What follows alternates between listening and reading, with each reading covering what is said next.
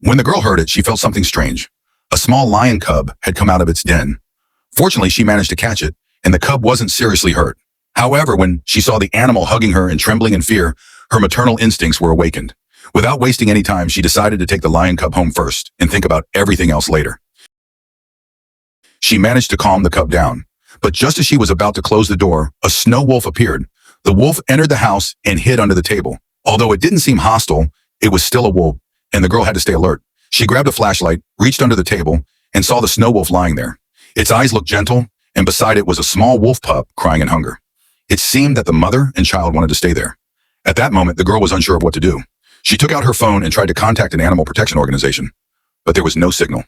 Luckily, animal protection officers suddenly arrived at her house. The girl felt relieved, but after speaking with them, she learned that there had recently been a plane crash in the area, which involved a circus. Everything suddenly made sense. The lion cub was part of that circus, but she decided to hide that fact. She lied and said she hadn't seen anything because she didn't want the cub to be returned to the circus and abused again. Meanwhile, the wolf pup was now able to nurse from its mother, which gave the girl a bit of peace. Still, she was worried about the lion cub's fate.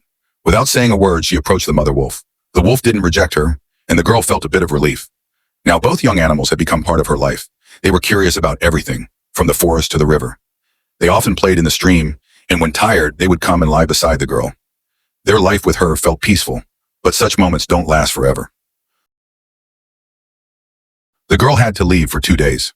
Before going, she told the mother wolf to watch over the children and not to let them out.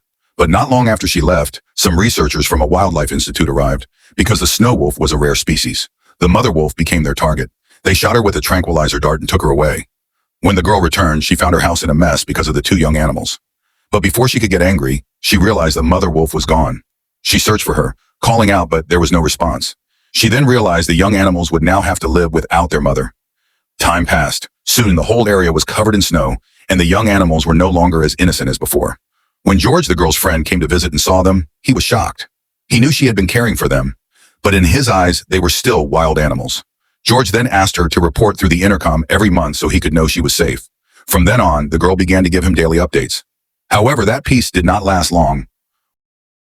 One day, the girl realized that both young animals were missing. She immediately went into the forest to look for them. That was when she saw a mother and her daughter playing. At the same time, the lion cub and the wolf pup saw them and ran toward them. The girl ran to stop them, but she slipped on a rock and fell. Her head hit the stone hard, and she lost consciousness. The little wolf tried to wake her, but she didn't respond. The 2 young animals then began howling and calling out loudly for help, but there was no one around.